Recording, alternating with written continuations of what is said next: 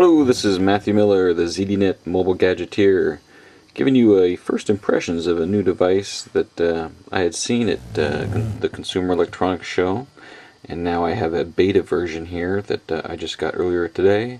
I'm going to give you a quick run through of it, and I've got several screenshots of some initial usage. So this is the REDFLY and Windows Mobile Companion device. This is the outside casing. It's got a kind of a reddish burgundy tint to it, and it's got a feel, that rubberized feel that we see a lot in the mobile devices today. There's the size of it, as you can see. Let me just grab my Fujitsu U810 UMPC, put it on top just so you get a view of feel for the size. Now we're going to take this and let's go around here. On this side, this is actually the power button that I'll show you in a few minutes. There's the AC port here. There's two USB 2.0 ports on the back and a VGA out, so you can hook up to an external monitor. And that's about it. There's some rubber feet on the bottom, and it's pretty simple. Okay, it's got a weight of about 2 pounds, and we simply open up the display. There's no latch or anything, it just opens up. And here we have the keyboard, and there's a trackpad, a left and a right mouse button. And the keyboard, you'll be able to see in the pictures that I have a little more clearly exactly what keys we have on the keyboard. It's a nice size. It's got left and right menu buttons, send and end keys. It's got some quick shortcuts, and then some other functions like brightness of the display and things like that. And then we have the display up here. And as you can see, pretty good sized display. I'm going to go ahead and flip it around. Now, the device, there's a list of about 5 devices that it's certified to work with. One of them that they sent along as a sample is the HTC Tilt, AT&T Tilt. And as you can see right there, there is a REDFLY settings. So there's a REDFLY program that has to be installed on a Windows mobile device. And then you just simply connect. I'm going to connect it here with my USB cable in the back. So let's connect via USB. Okay, and then press the button on the REDFLY to connect. Let me just adjust my camera here. And as you can see, it is connecting with my Windows mobile device. And there we go. It mirrors the display, and then it boots it up to an 800 by 480 resolution. This particular AT&T Tilt is a 320 by 240, so it bumps it up, and as you can see, that's what it looks like. There again is the REDFLY settings utility. I'm going to go ahead and go to the Today screen, and there we have the Today screen. You can see what it does with the resolution to get it to fit on this larger display. Let me just run through a couple of real quick applications so you kind of see. Let's go through Excel Mobile here. And there's a company sales report opening up. And as you can see on the larger display, it's actually fairly usable. There's a graph and the spreadsheet there. Let's take a look at the calendar real quickly. And right now this is a beta, so that the camera on the Tilt and the Windows Media Player are not currently working. There's your calendar. There's a month view that you can see. And the phone also has a kind of a funny interface. As you can see, it's up in the top left corner. That's not optimized for this display. There's just some of the settings that you normally would have. Let's take a look at the programs on the Tilt. One thing that I did, there is on here, I'll go ahead and go there to the browser. There's 3 buttons. You can set them for home, your email, and your internet browser. I actually set it to default to the Opera browser. Let's go ahead and take a look at Opera browser, and then I'll run back and I'll show you a couple more things on the Tilt. It's just a trial of Opera I'm trying, the 8.65. Let's see, we do have a connection here.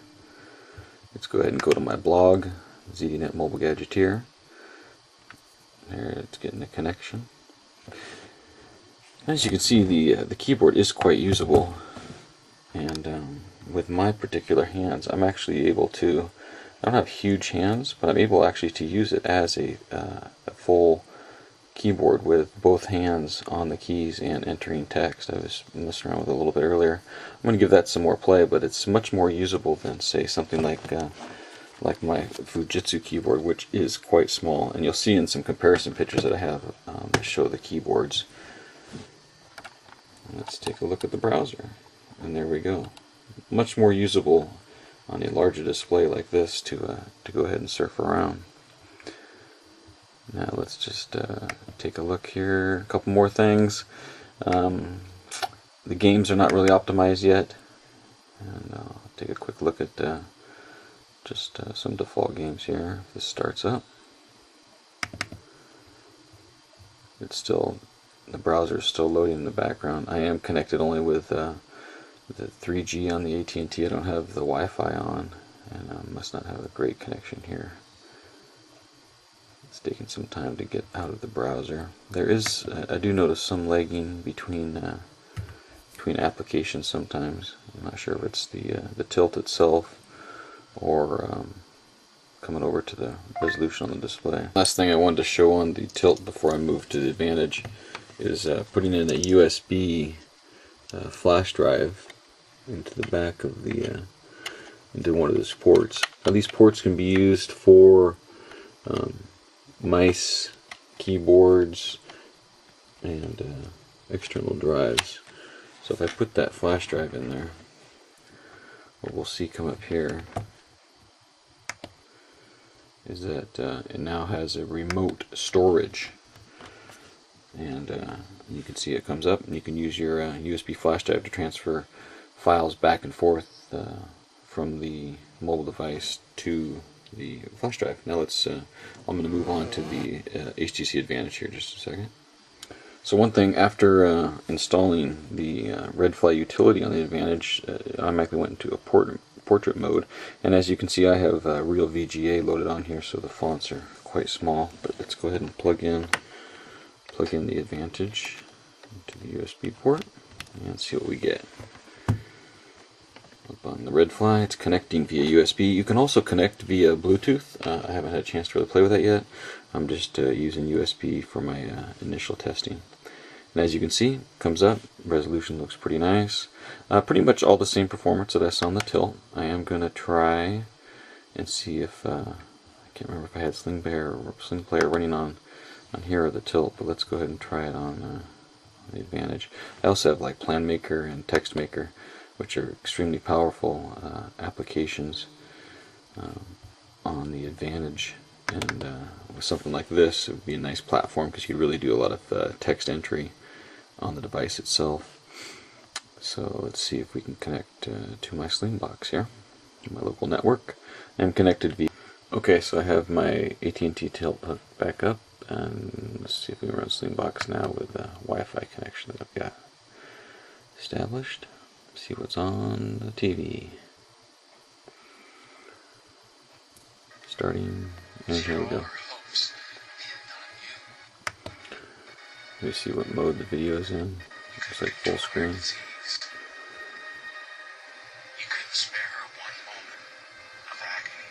So as you see, it can play on there.